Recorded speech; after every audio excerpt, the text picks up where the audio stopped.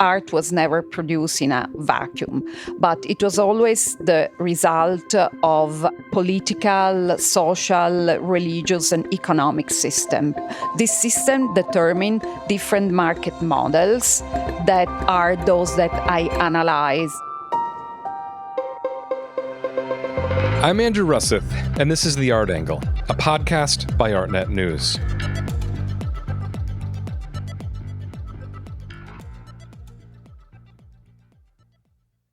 The art market is a famously opaque place, a world of handshake agreements and big dollar private deals. How does it actually operate? And how has it changed over the centuries?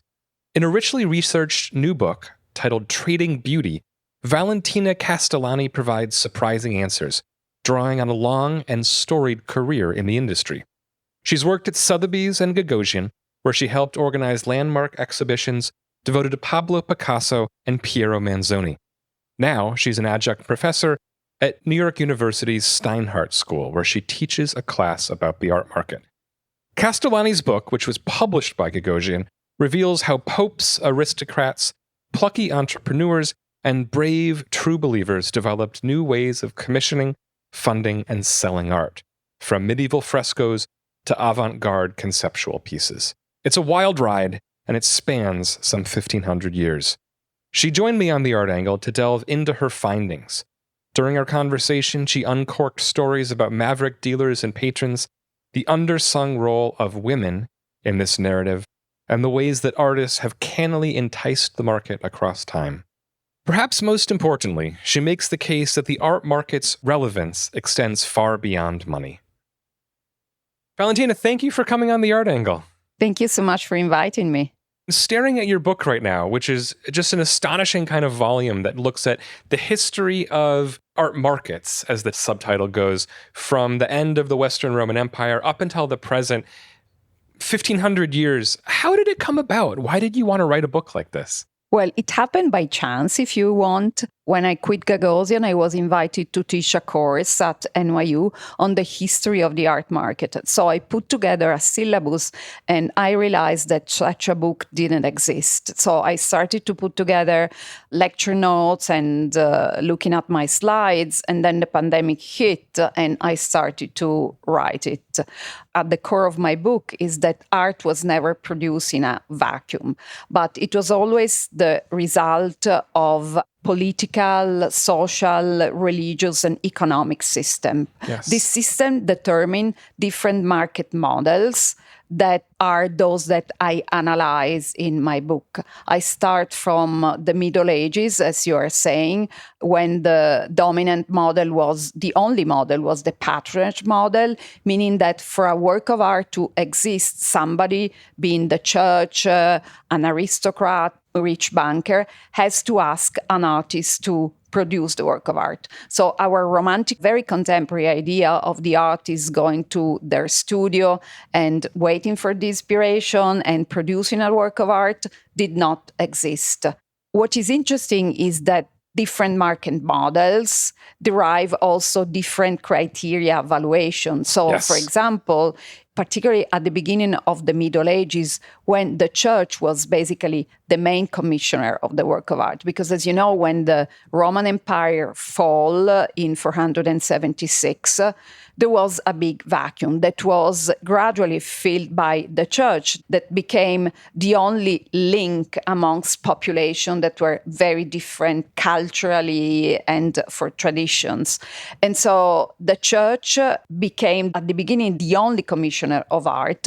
And the function of art for the church were mainly building places where the community of the worshipper could gather and also transmit the word of God to a population that was most of the time illiterate. Yes. So this beautiful apparatus of sculptures that we have in the Romanesque and Gothic churches were a way to transmit to people the message and the teaching of God. So it was a didactic and practical function. And at the time, artists were really considered artisans. I mean, their creative, personal contribution was not considered at all.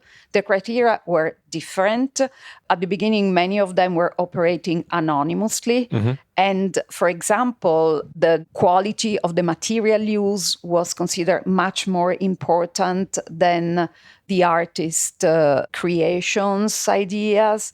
For example, the use of gold, of this pigment ultramarine that was incredibly expensive because it was by grinding lapis lazuli coming from the mountain of Afghanistan. So I think it's very interesting to see how different market models shaped how art was perceived at the time. Because now when we look at works, I don't know, by Giotto, from Giotto graphic, we talk about masterpieces. And indeed, those are masterpieces that touches us, that talk to us.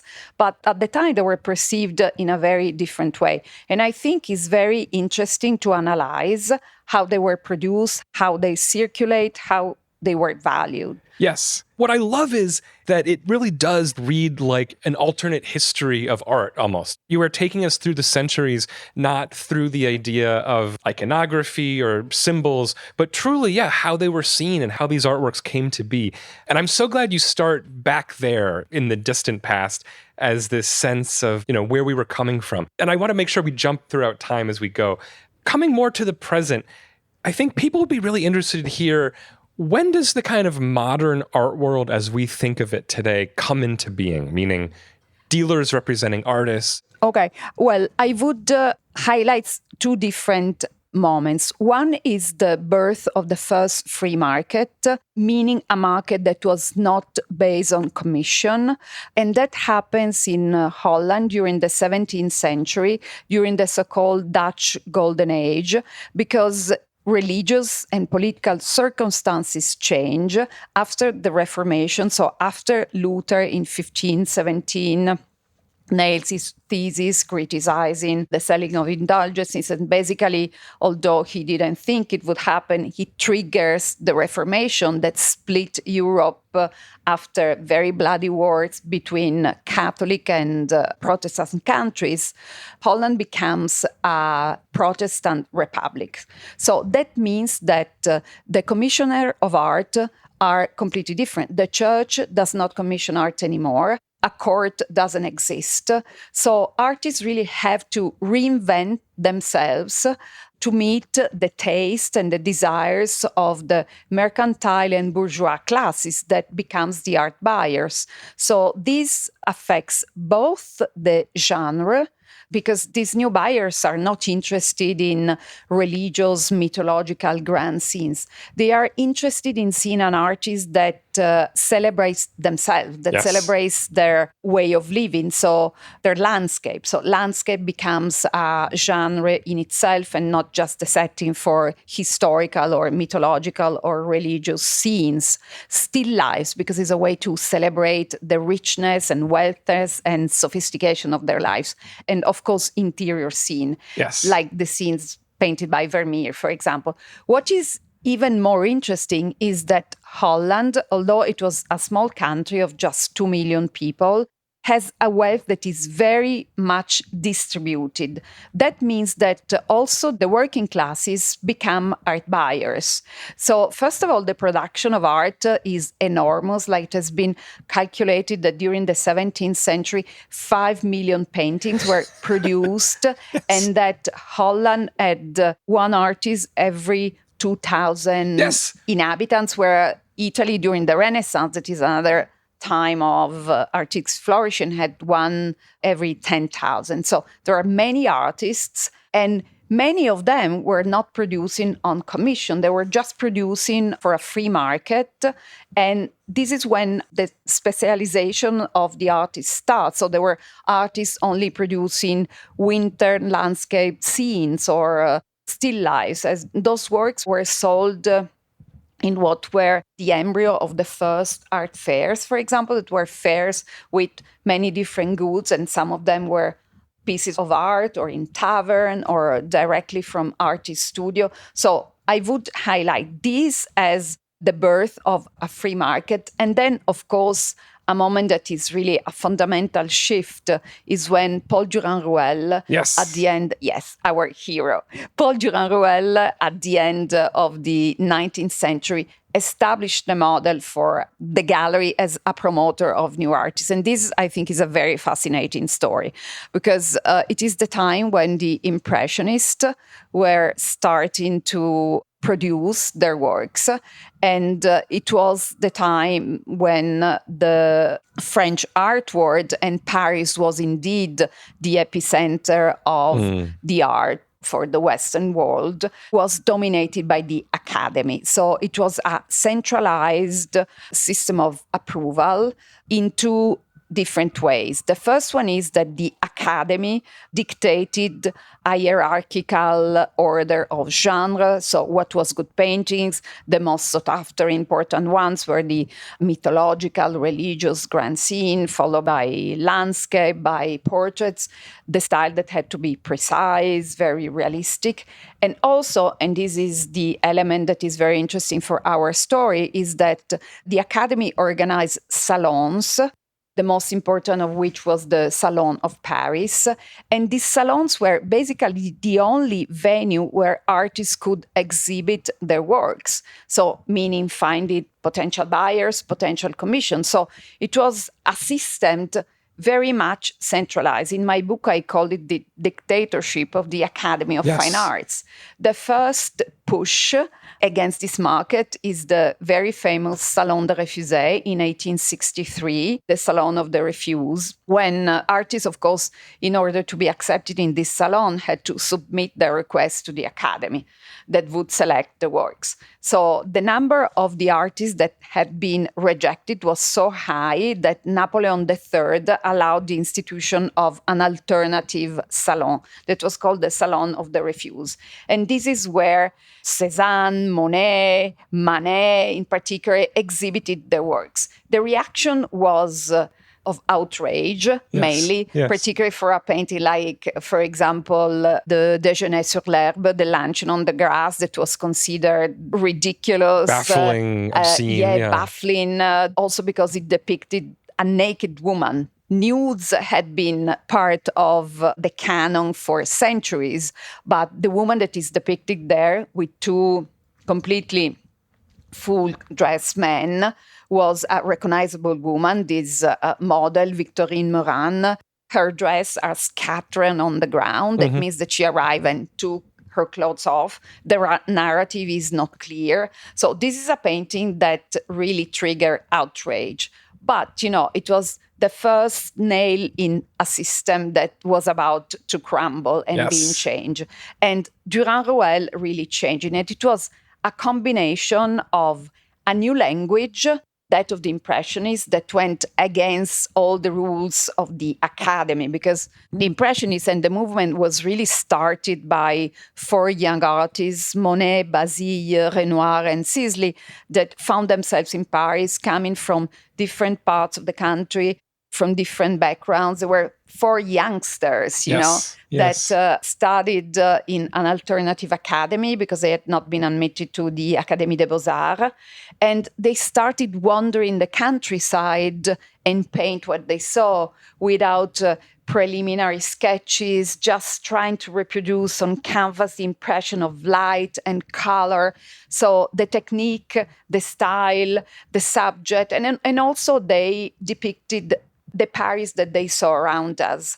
And this is very interesting for our story, because Paris was going through profound changes. The Baron Haussmann was considering completely redesigning the city. So Paris was really the first modern capital. And the style of the academy felt really stiff and out of date. So the reaction of the public towards this new style was rejections. Yes. There are letters, for example, in which Monet laments that he doesn't have the money to buy food. So until these painters, by chance, Monet and Pissarro, met Durand-Ruel, who was in London like them during the French-Prussian War. And Durand-Ruel had the intuition of betting on these artists, of promoting them. And so back in Paris, he started to buy their works in bulk. The numbers you have are staggering. It's staggering. Right? And this is, I have to underscore it for the listeners, the sort of research you've done is incredible. So talking about that moment in Holland where 5 million paintings are being produced, that these artists are becoming entrepreneurs in their own right. For Durand Ruel, you write, he acquired at least 1,000 Monets, 1,500 Renoir, 200 Manet. I mean, this is what, tens of billions of dollars in art Tens of billions, I mean, it's astonishing. So tell us more about his innovations and what he did. Yes, absolutely. His intuition was that a new model was required. In order for this artist to be successful, he had to put in place a strategy. First of all, as we said, buying in bulk so that he have a sort of monopoly on the work. But nobody wanted the work. So he started to organize monographic exhibitions. And that, again, was something completely new. At the time, only the Musée du Luxembourg, that was the only museum that exhibited contemporary works, had a rule that only 2 paintings by the same artist could be exhibited. So he organized these exhibitions devoted to Monet, Baudin, and there are, I don't know if I quote them in my book, but a journalist that said in a very despicable way, so after Monet, now we have an exhibition of Baudin, and if it's not enough, neither. So that was it's fascinating. I think a solo show was a new innovation. It was a really innovation. Also, he understood the importance of educating the public. So he started to publish catalogs, books in which he was explaining the new art. He opened his own apartment to the public, I think 1 day a week, so that they could see a sort of, he had all these paintings, a sort of collection.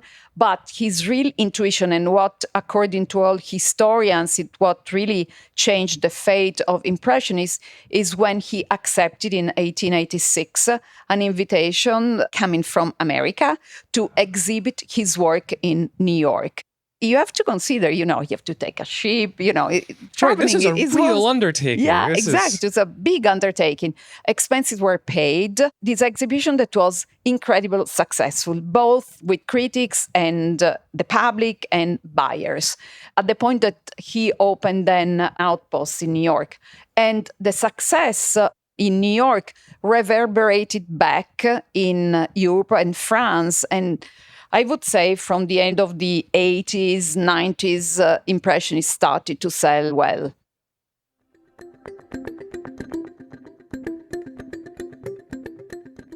One of the real exciting through lines in your book is that, especially when you reach the modern era, you show that the successful dealers were the ones that had an innovation, that latched onto something. Tell us some more about dealers who had these kind of eureka moments for how they could innovate. No, of course. First of all, once this model was established, it remains the model to promote contemporary and living artists.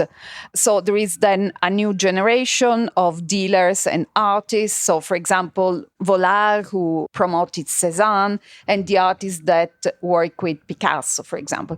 A character that I love is that of Berthe Weil.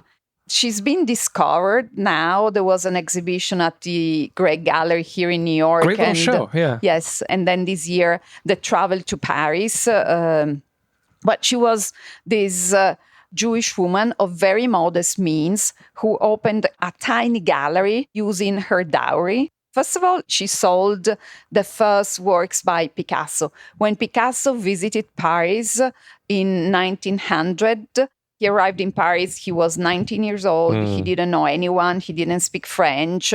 And so he relied on a sort of middleman, this Père Magnac, who put him in touch with Berthe Weil, who sold some drawings by him, some book files. And she's the one, for example, who exhibit his first blue period paintings. And she gave Modigliani his only show that happened while it was alive, that was shut down by the police because she exhibited in the window these nudes that we all love now and that they sell for hundreds of millions of dollars that were considered indecent. She was really courageous and she bet on these new artists. Unfortunately, she lacked the means then to follow their careers. So as soon as these artists became more successful, but this is actually what happens now too. Exactly. They went with other galleries. Another very interesting dealer was Daniel Henri Kahnweiler. He was coming from a family of bankers, German bankers, but he decided to work in the arts. And he devoted himself to the promotion of a specific group of artists, mainly the Cubists. So he's the one who finally gave Picasso representation, because it took Picasso a long time. He settled down in Paris in 1904. But he only had representation, I think, in 1912 with Kahnweiler. In the meantime, he tried with Vollard. Vollard gave him a show, but that never turned into representation. I think this is how we can see that the market is a system. He was very much supported by Gertrude Stein, who was a visionary collector, who had a salon that was open to writers. If you read the list, it's amazing, like from Hemingway's Fitzgerald. It's unbelievable. Yeah, exactly. And she supported both Picasso, for example, and Matisse. She bought paintings by them, and they were hung in her apartment that was open by appointment, and one day a week it was a sort of open day. And so this is where a lot of critics and artists saw Picasso's works for the first time. And for example, Michael Fitzgerald thinks that this support is what gave Picasso the courage to embark on a new style that is that of the Demoiselle d'Avignon in 1907 that brought to Cubism. What I think is fascinating is that there has always been an interaction, and this is why I say that art was never produced in a vacuum, because there was always an interaction between artists and their environment, even when they were refusing their environment. I'm saying this to say that it's very far from what I think to say that the market is always right. Yes. Sometimes the market is wrong. Yes. Van Gogh is an example, but then there is another example that for me is very telling, and is the fact that the Death of the Virgin by Caravaggio, that for me is one of the most fantastic paintings ever produced by a Western artist that is now in the Louvre, was rejected by its commissioner. It was this Laerzio Cherubini, was a papal lawyer. He had commissioned Caravaggio. Caravaggio was a very successful and sought-after painter, although he had this troubled life. As you know, he killed a man. He had to flee Rome. He introduced this style that was incredible, influential, although he didn't have a workshop. But, his approach to reality, bring reality into the canvas, reality that is not idealized at all, and his use of light, dark. And the Death of the Canvas, if you remember it, is like this woman surrounded by the apostle. He probably used a prostitute that had drowned in the river Tiber, and she's swollen. This is a shocking painting. That was a shocking painting. In fact, the commissioner didn't want it, and he asked somebody called Carlo Saraceni, that is, I guess, unknown to 99.9%. Lost to history to some degree. Lost in history. And the painting that substituted it is like a Madonna ascending to, different to heaven. Vibe. Yes, completely different vibe. So the market sometimes is wrong. And that's what's really moving about the book, that yes, the market can be wrong, Vermeer, for example, and then true believers come along, especially with the avant-garde, and they support people, and they make sure that these things enter the canon, enter the history book. You've touched on it a little bit, but one of the aspects of the book that I really love as well is that you show the artist throughout history being a real player in the art market, even with Rembrandt and his signature, for example. Can you talk about the artist as a market player? Absolutely. The artists were never just passive players in the market. Well, Rembrandt is a very interesting example because he was, incredibly, of course, talented. He set up his own workshop at 19 years old. And he started, instead of signing himself as Rembrandt van Rijn, he started to use just Rembrandt, like a brand that is something like only Italian artists like Raphael or Michelangelo had done before. So he was very much aware of his talent and his importance, and he was very sought after. He was helped by a dealer who helped him get commissions. So he was still operating on commissions. The commissioners were not the church, not the court, but bourgeois people. So, for example, one of his first very successful painting is the anatomy lesson of the Dr. Tulip. And the guild of surgeon would have an open dissection, I think once a year.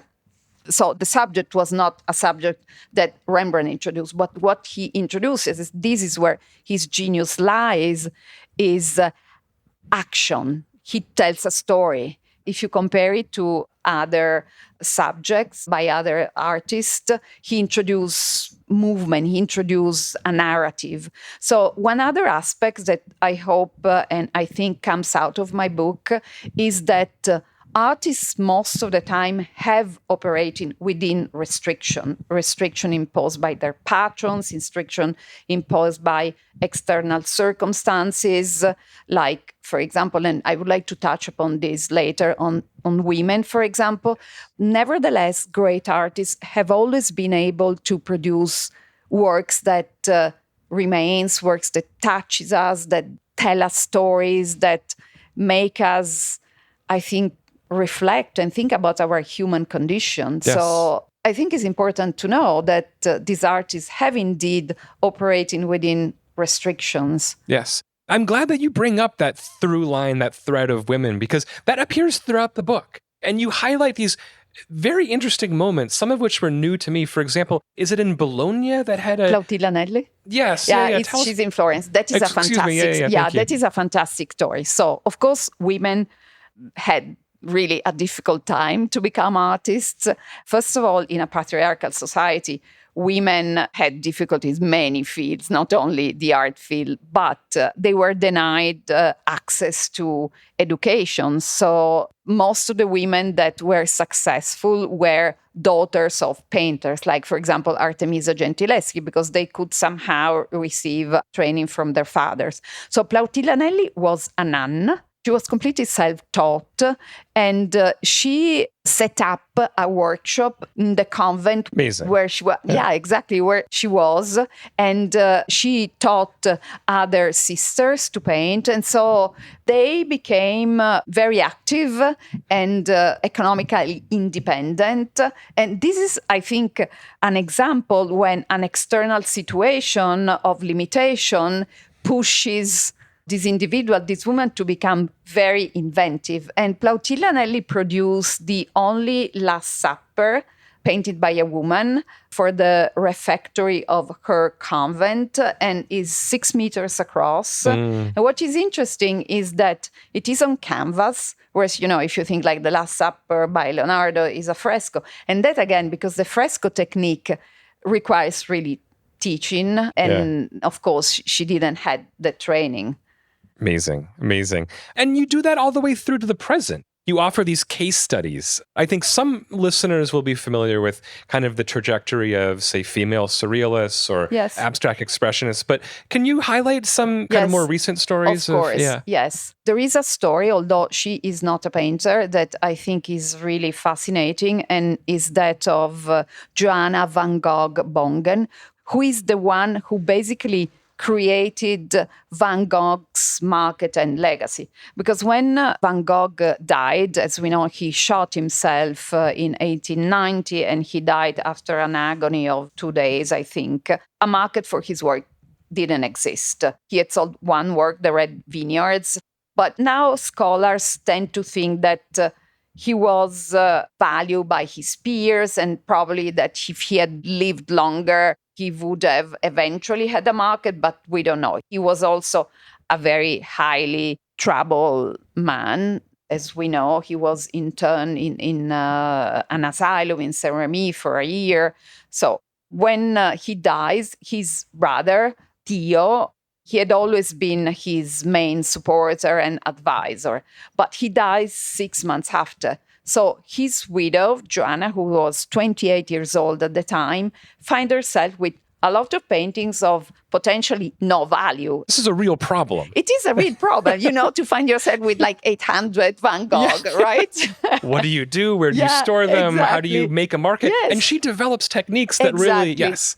She was amazingly intelligent because she developed a strategy on two fronts. The first one is to create alliances with dealers. Mm-hmm. For example, the cashiers in Germany. In France, she worked with, I think, Bernard Jeune, because Vollard had organized an exhibition of Van Gogh, but then he had stepped out of that market.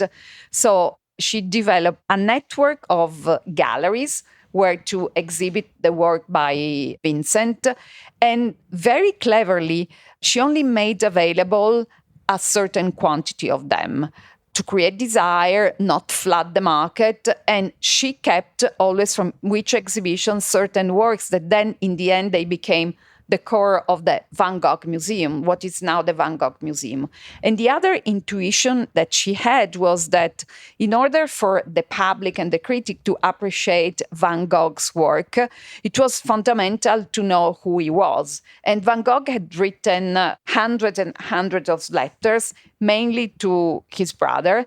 And so she started these meticulous works of writing them, translating them until they were published. And that, of course, helped arise interest in Van Gogh. So it was a combination of market and, I would say, more cultural promotion. It is incredible that it was a woman, because this is something, to be honest, that I didn't know before embarking in the preparation of this course, that Van Gogh's market is really not only market, but his legacy, his appreciation as an artist is really due to her. It's amazing. And so young and finding this way to, yes, just have his work permeate the culture. And just to repeat what you said, to have the museum then develop from that core collection. Astonishing. One of the reasons I talk about so many women is because I think that women have been really neglected by art history. Yes. And it has been very difficult for them for centuries to find their way as artists. And also the path is not finished, because maybe in our Western world, women have the same rights as men. But if you think, I was reading the other day that 130 million young girls are out of the educational system. And like in Afghanistan, women are denied the access to secondary education and university. I think there is a long path to go. So I really think that what Chimamanda Ngozi Adichie said, we should not be feminists, is very true. Yes. It's such a great line that comes through in your book, always checking in with, okay, we're seeing the big names, we're seeing the superstars, but what was happening for the rare women who were able to carve out these? Also, African Americans, there were fantastic artists. The Harlem Renaissance, for example, that were completely cut out from the system, cut out from the market, and they had to come up with alternative galleries, of which just above Midtown is the most important one. I'm happy that MoMA dedicated to Linda Good Bryant an exhibition a few years ago. Of course, the aim was to sell artists, to give them a place where to exhibit their work, but it was also a place where to congregate, exchange ideas. So it was a model that it was slightly different from just the gallery model. Yes. And again, they were forced to find an alternative model. So there's always been an adjustment between the social, economic, and political situation and how the artists have been able to navigate that. You're getting at something that is so important, and I think it's almost the unwritten thesis of your book, which is that, a thriving market and thriving places for selling art, for showing art, it's all intertwined, right? Totally. It's even to think about like that Castelli moment that you write about, where Warhol walks in, sees Lichtenstein's work and said, whoa, I need to change and kind of elevate my work. Yes. Of course, Castelli then creates this incredible art historical moment. These things that are about money are really about more than money. Absolutely. And it was not love at first sight between Castelli and Warhol. Also, I want to make sure we go really up to the present, because you close with 2 chapters. You have a fantastic chapter about Chinese art, which I think, for me, really distilled kind of through lines that I'd never seen put on place before. And then you really address what's been going on in recent years with the pandemic. One thing you mentioned is advisories, which we've seen, and artist agents, which I know that some of your former colleagues at Gagosian have been involved with, and you were involved with 291 I was involved a for some time, not too long. Yeah. My book examined very different models. So in the last chapter, I examine facts that I think are affecting not only the market, but the art ecosystem. For example, of course, the digitalization that has been accelerated during the pandemic, when basically looking at works of art and art of life was the only way to have access to them. The role of social media. I don't think in the sense that social platforms have become a substitute for sales. I mean, I know that there are sales that happen through them, but if you read the Art Basel report, the vast majority of sales still happen through galleries or auction houses, but as a way, for artists to, of course, communicate directly with their followers, and also as a sort of validation mechanism, because this is something that before only the gallery or the museums would do. And as I said, for example, when we go from the academy system to the gallery system, so that shifts the approval mechanism towards the market. Now I think it's much more spread out. Another the gatekeepers are not quite what they once were. Yes, exactly. Another thing that is happening is a generational shift. Mm-hmm. It has been estimated that in the next, I think, 10 or 20 years, $84 trillion will be passed on by the baby boomers generation to their heirs. So first of all, this is what is bringing to the market incredible collections like, for example, Cy Newhouse or Paul Allen. At the same time, there might be a change in taste because this generation, I think, is interested in something that talks to them in a more personal way. I think what is social platform are providing is a different way of accessing information. Yes. And this is something that I think is very important. So before it was, you had to walk into a gallery to see an exhibition. Now people still do it. And this is something I tell my students all the time. Art has to be seen in person. Yeah. But, thank you for, I think it's important. Yes, absolutely. But of course, the way of accessing the information, particularly in a global world, is different. Another thing that globalization has accentuated is the fact that, of course, there is a much larger market that want more or less the same works. Mm-hmm. And the production is indeed limited. I remember when I was working at Gagosian, each artist has an output of, 10, 20 paintings a year, and you have the whole world wanted them. So what I think has happened as a consequence is that the distance between the primary market, meaning works that are being sold in galleries, and the secondary market has become much shorter. The auction houses, when I worked at Sotheby at the end of the 90s, when I started my career in London, used to sell some contemporary works, but that they were coming from collectors and that had been on the market and out for some time. Now this distance is much shorter because the auction houses have become, for new collectors, the only way they can access new works. Because for a new collector, it's not easy to buy, even if they are extremely rich.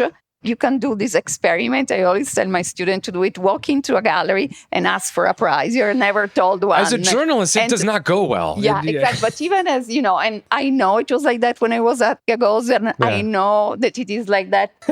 It is very annoying because you would think, but, these are works of sale. But I think there is a reason behind that, and it's the fact that galleries are also custodians of an artist's work. So it's very important to select the collection where they end up, because you don't want the works to end up with, people that just drop them at auction when the market goes up. So the gallery has a big responsibility towards an artist.